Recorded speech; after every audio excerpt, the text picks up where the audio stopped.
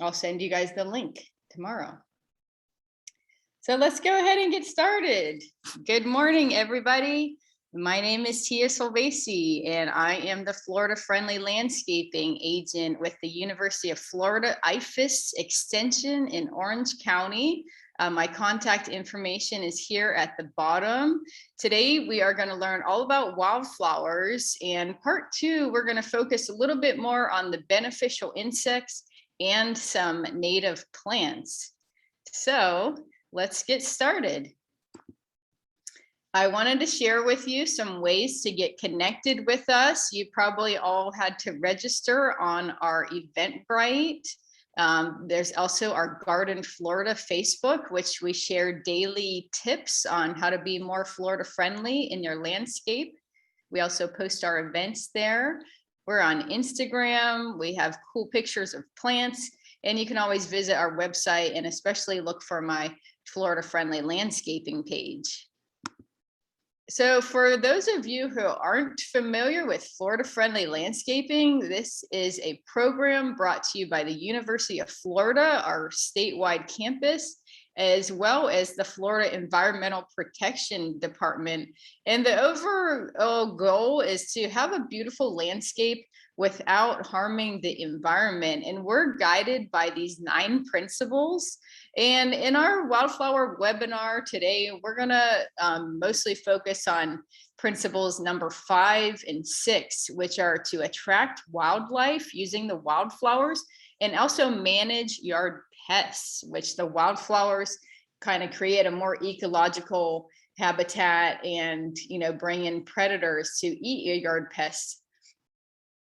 So let's get started. To give you a little recap of part 1 of the wildflower series, we talked about how wildflowers can add biodiversity to the landscape. Wildflowers are usually annuals and they grow easily from seed. Fall is a really good time to plant them, so is spring. And we encourage a variety of species. Florida Friendly encourages native and non-native species. We just don't like anything that's invasive. And if you missed part 1, you can still watch it on YouTube. Here is a link to the YouTube video. You can scan the QR code to pull up the webinar too. And I wanted to give thanks to Revival Gardening because they donated packs of seeds that we sent to you all. So if you watch the webinar recording and completed the survey at the end, you should have received a pack of seeds in the mail, thanks to my wonderful assistant, Jeanette. So check that out if you weren't here for part 1. So now for part 2, we're going to talk about the benefits of wildflowers and how they can help create a more ecological landscape. So the wildflowers are, flowers. Flowers are good for the environment. Think about our residential landscapes that there's just a lot of trees and shrubs.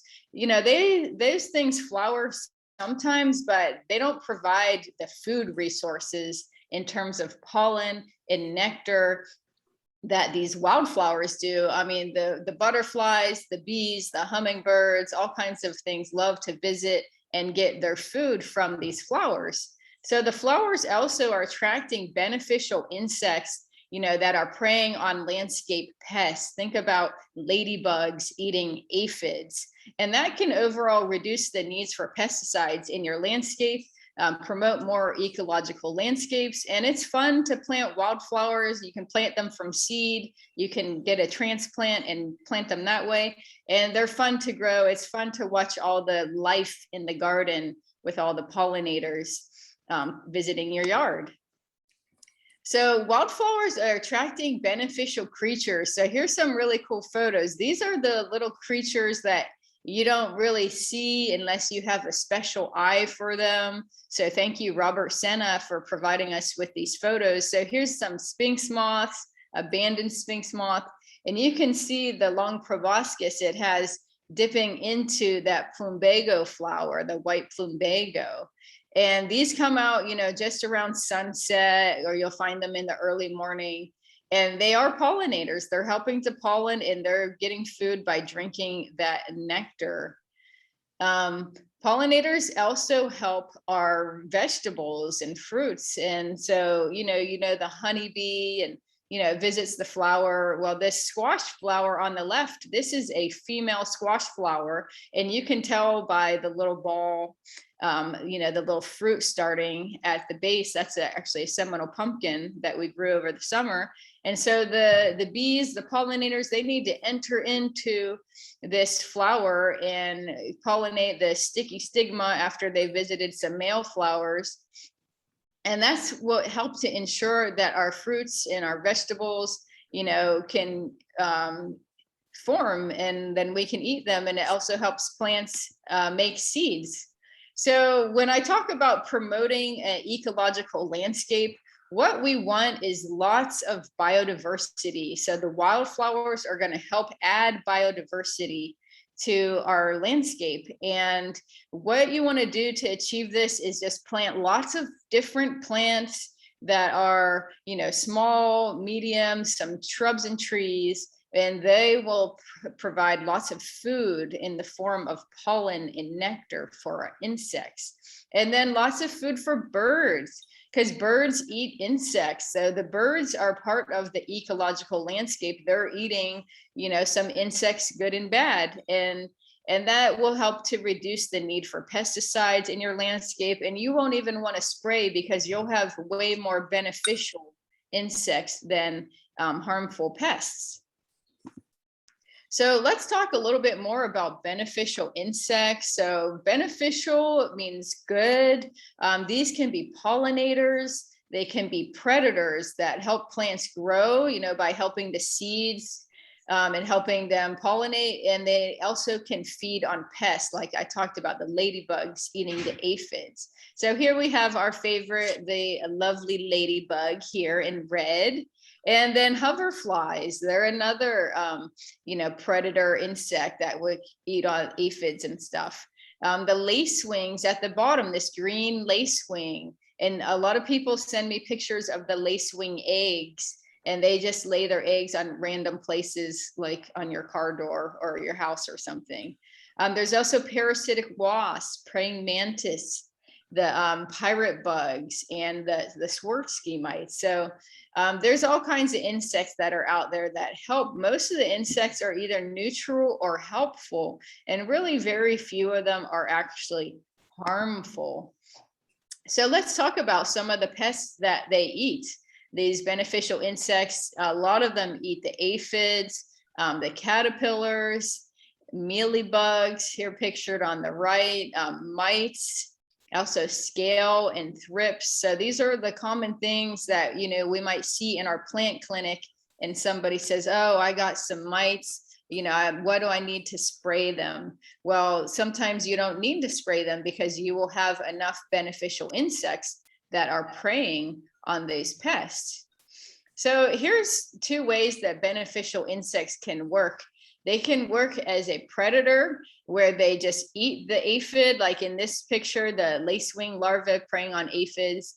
And the other way is parasitize. So this parasitic wasp is laying its eggs inside of the caterpillar.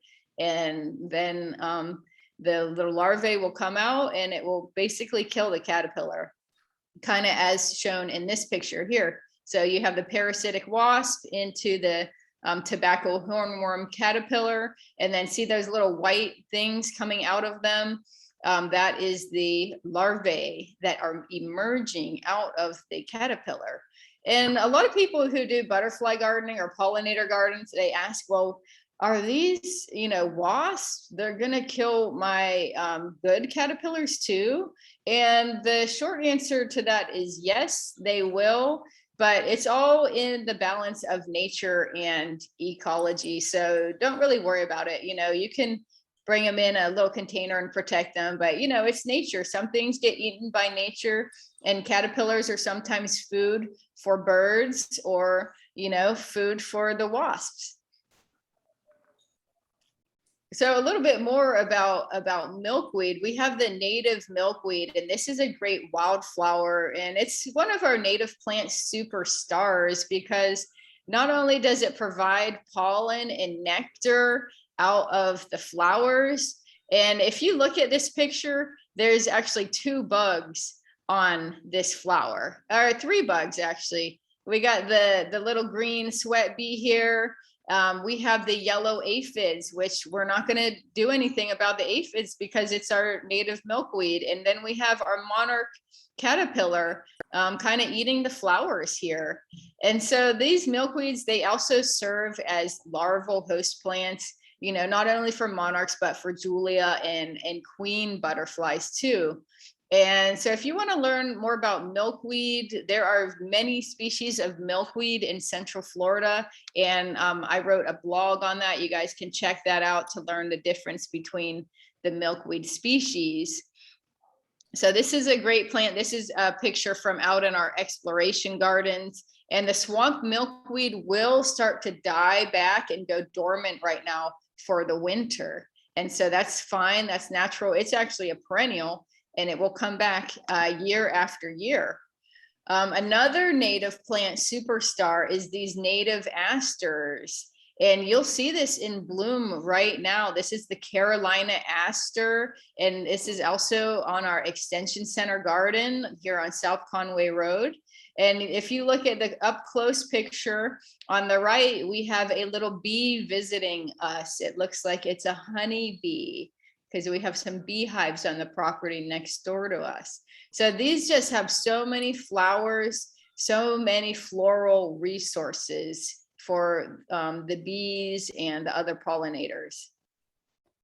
So there's so many different types of bees. And pictured here is a bumblebee. So this is a larger bee. And we have many species of bumblebees, all in the Bombus genus. That's such a pretty little word for the bumblebee, the bombus. And so, you know, just some other types. We talked about the honeybee. This one is the bumblebee. There's the carpenter bee, the sweat bee, the orchid bee. There are very many types, about 300 species of bees in Florida. And we haven't even done all the research. There's probably more like 500. That they're not all listed yet, and 4,000 species of native bees in North America. So we want to save the bees, and we do that with wildflowers. Another thing we want to do is maybe grow some healthy food in your little backyard garden. And so, you know, planting the flowers next to your vegetables, that can help with the pollination of our fruit and vegetables. It can also help with the biological pest control, you know, reducing the need to spray. So back to wildflowers. So we want to choose the wildflower species that do well in Florida. And like I said, many of these wildflowers are annuals, so they can be easily started from seed. Right now is a great time to plant the seeds. So, you know, buy the seeds, take our webinar from part 1 and we'll mail you a free pack of seeds, or you can save your seeds or get some seeds from your neighbor. You can also buy some of these plants from transplants, you know, from your local nurseries and stuff. I know the blanket flower, you know, the coreopsis, the black-eyed Susan, cosmos and zinnias, they're all pretty readily available. And Florida Friendly does promote both, you know, native and non-native species. We just don't like anything that's invasive, like non-native invasive species like Brazilian pepper, you know. So we find that having a good mix of the two allows just for more flowers all year round. So let's talk about this a little bit more in detail. Here's some of the Florida native species. And starting from left to right on the top, we have the tick seed, the Coreopsis lanceolata. And the tick seed is our state wildflower. This one does really well. We plant it right now. It's a little slow to get started, but the plant will continue to grow. It will start flowering in the spring, and then it will flower all summer long, like March, April, May, June, July, August, September, October. Ours is just kind of quitting to flower now, and then it's making seeds. So when the plant makes seeds, that's a good indicator of hey, this is when I should be planting these seeds. So we're collecting some seeds and reseeding them in the same area. That's helping us to make a more sustainable garden that can continue living from generation to generation. You can have oatmeal or scrambled When eggs. you're putting your seeds, you know, like you can find a little plot in your yard that you can keep planting the wildflowers in, and that can be your little Florida wildflower space. Next plant is the horseman. So this is another Florida native, and you can see the little wasp on there. Wasps are also pollinators. And this has this showy kind of flower with these colorful bracts in the fall. This is blooming right now too. And that one you can save seeds, you can make cuttings. The black-eyed Susan, this picture is from the spring. This is a spring bloomer, and it just creates like a blanket of yellow. Black-eyed Susan does great in hot and dry and like disturbed landscape, you know, poor Florida soil. Black-eyed Susan does great. The last one on the right is a red salvia, and this one is good in shade. So not a lot of plants do that great in the shade, but this is a really excellent choice if you have shade, and it will reseed. It will spread a little bit in your yard, but it's not hard to pull up if it does. So on the bottom, we have the milkweed. So the milkweed is for the monarch butterfly. The Asclepias tuberosa is another type of native milkweed, and that kind of likes sandy, hot and dry places. The beach dune sunflower, kind of like the black-eyed Susan. This does well in hot, dry, sandy. It's tolerant of coastal landscapes and salt if you live over on the coast. And then we have the spiderwort, the Tradescantia ohiensis. This can also do well in shade, and it forms more like a clumping kind of grass type of thing. And then the Coreopsis leavenworthii, if you have a wet spot, this one naturally grows along the riverbanks. So these are some of the good native choices for wildflowers. And then we have some non-native ones, which are also easy to grow and do great here in Florida. So this is the non-native species, the Coreopsis here in the top left, the Coreopsis basalis. And this is not native to Florida, but more like the Central Plains area of the United States. And it has that red in the middle. And so the native one is all yellow. This one has some red in the middle. The blanket flower, you can see that cute little bee in the middle. This was previously classified as native, but now has been kind of booted to the non-native list. But it still is an excellent choice, again, for hot, dry places, coastal areas, salt tolerant.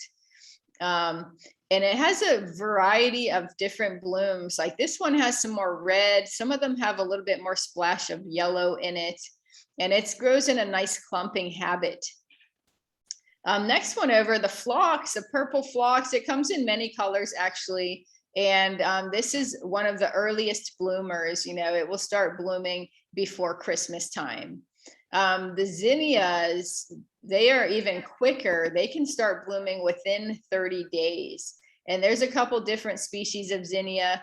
They're more native to Mexico, so they are tropical, and they will freeze back if we get temperatures, you know, below 32 degrees.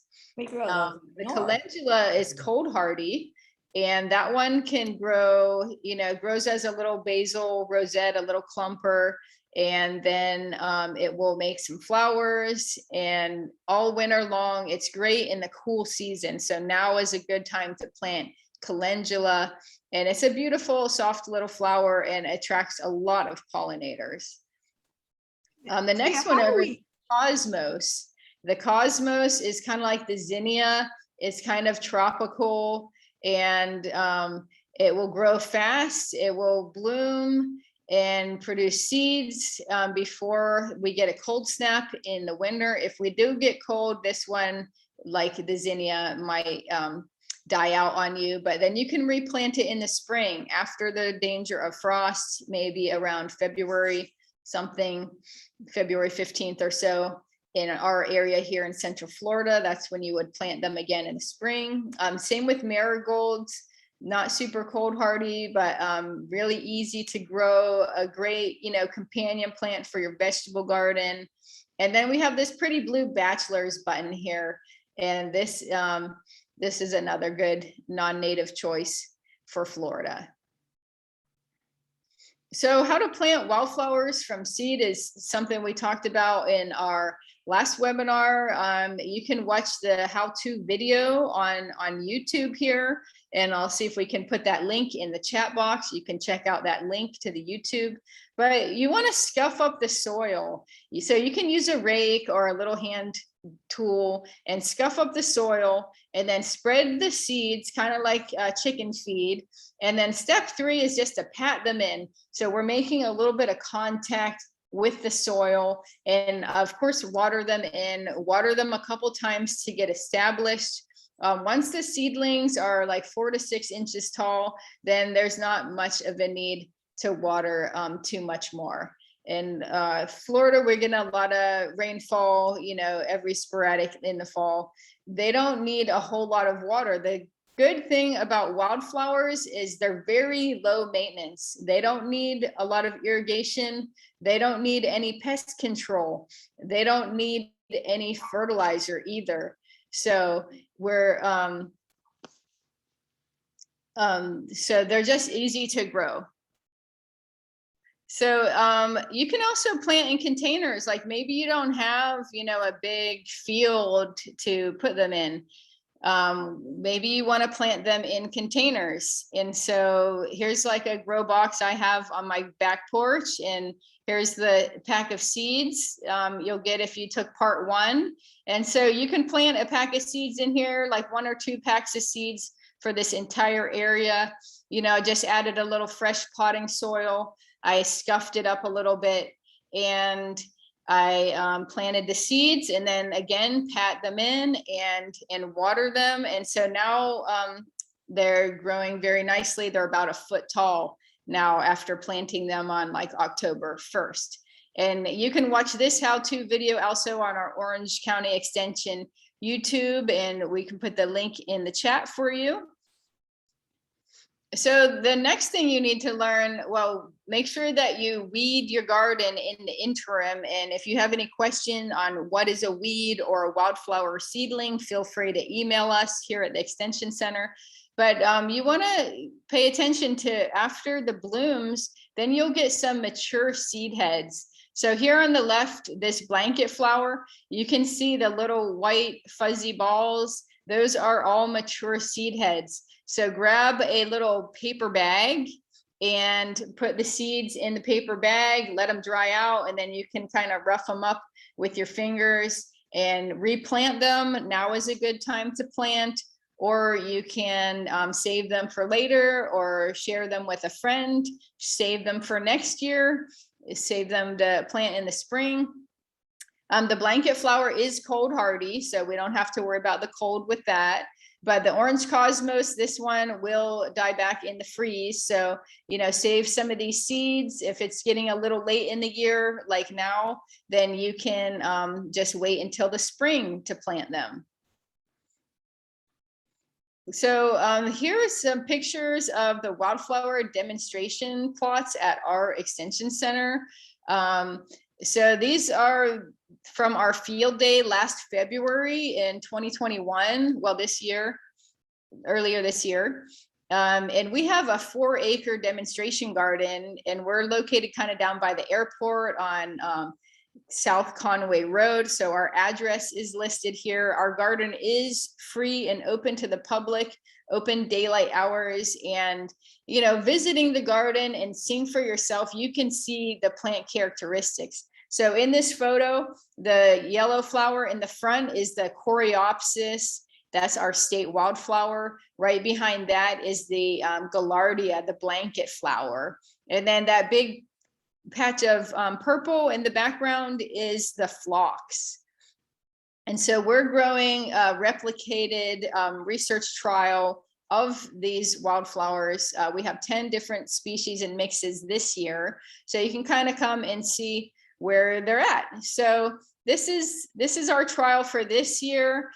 This picture was taken 2 days ago on Tuesday, and that was 41 days after planting. We planted at the beginning of October, and look, we are already getting flowers. So 41 days after planting, that's about a little bit more than 1 month.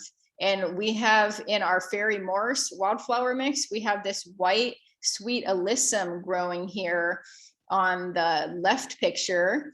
And then in the picture on the right hand side are our zinnias, and you can see they're just opening up. We have a dozen or so flowers, and the rest are opening up really good. So another thing we found, we've been doing this trial for 3 years now. We found that the mixes do better than the individual species. For example, this year our cosmos are getting eaten by rabbits, but the cosmos that's in the mix, like in the Fairy Morse mix, they are not getting eaten by the rabbits because the biodiversity, the mix of flowers maybe confuses the rabbits or something. So we're having more success with the mixes, but it's cool to see, you know, how they grow individually as well. So here's from earlier this year, from our last year's wildflower season. And here's the Coreopsis again with the phlox. And then we have the Fairy Morse wildflower mix in the right-hand picture. And you can see it dotted with some different stuff. And there's some of that yellow calendula in there that's looking really beautiful in March of earlier this year. So they'll start flowering now, and then they will keep on flowering. You know, the zinnias might peter out in the cold, but then, you know, the native stuff like the Coreopsis, that will kick in the spring, and the phlox will go through the winter, and you'll just continue to have lots of flowers. So when you save your seeds, you can just drop them right back into your plots. If you have a plot, you can have wildflowers in all year round. And the goal is to have flowers all year round. Here's another wildflower meadow that we have at our extension center. So come visit us. And the picture on the right, that is our black-eyed Susan, you know, that is blooming beautifully. It's like a blanket of yellow. And so this is all native. If you're interested in native plants, you can come check out what we have. You know, the black-eyed Susan, we have the lakeside sunflower, we have rayless sunflowers, 2 species of the Coreopsis or the tick seed. And we also plant these bunching grasses like Elliott's love grass. And that helps to give a more permanent or perennial, you know, look and form to our garden. And that also helps to protect the wildflowers, because the wildflowers are a little bit seasonal. They'll come and they'll grow. You'll see the baby plants, and then they'll flower. It looks awesome. And then they kind of die, and you can kind of step on them or chop and drop, or, you know, put the seeds back into the earth, and then they'll sprout again. But the grasses, they help to just make our garden look good year round. So they kind of are protectors of the wildflowers. So I invite you guys to come back for more. Our next part 3 of the seed saving workshop will be in February of 2022 here at our extension center in our flower trial garden. So if you come at that point, and we'll do another webinar too for those who like to join virtually, then you can check out our progress. And I would like to see pictures of how your plants are doing too. So send me some photos if you planted your seeds. If you were here during part 1, let us know how your plants are growing, or if you're having any troubles with them. And I'd like to share some additional resources. Here is our Florida-friendly landscaping guide to plant selection and landscape design. So you can look in this book. It's available online as a free PDF, and we can put the link in the chat. And you can look in there for, you know, annual plants like these wildflowers, also perennials and trees and shrubs. And it will tell you whether it's native or not native, and if it likes sun or shade, and what kind of soil it likes. And then this other book on the right, 20 Easy to Grow Wildflowers. This is a book by the Florida Wildflower Foundation. And this is a great book, you know, for beginner gardeners. It tells you how to plant wildflower seeds, and it gives you, you know, their top 20 pick for the wildflowers that do well in Florida overall. It's for the whole state of Florida. We also have our Florida friendly apps. So we got our plant app here, and we have the fertilizer app. We also have the toxic plant apps, and then the butterfly gardens app. So you can use these apps on your computer. Go into this website here, the UFI resources in the apps, and you can look for those. The butterfly garden one is really good. It shows you how to make some designs. It will say, do you want a large or a small butterfly garden? And then what is your zip code, and help you find plants available for that. So that's kind of wrapping it up here. So I'd like to thank you all for joining us today. And if you could be so kind as to, you know, use your smartphone or whatever, and use the picture or whatever, scan the QR code and take our survey. We'll also put a link to that survey in the chat box. And that really means a lot to us. You know, we try to offer this program for free. We appreciate everybody who made a donation. And if you have any more questions, I will take them now, or you can email me anytime in the future. So please take our survey. And now I'd like to open it up for questions. If you have a question, you can enter it in the chat box, or you can ask live. If you want to raise your hand, we can call on you to get your questions. All right, so thanks for joining. Hi, Tia. We do have a couple questions. First, Anne asked, when the plants are spent, do you recommend pulling them to make way for the next generation of seeds to have room, or leave the old plants in as a cover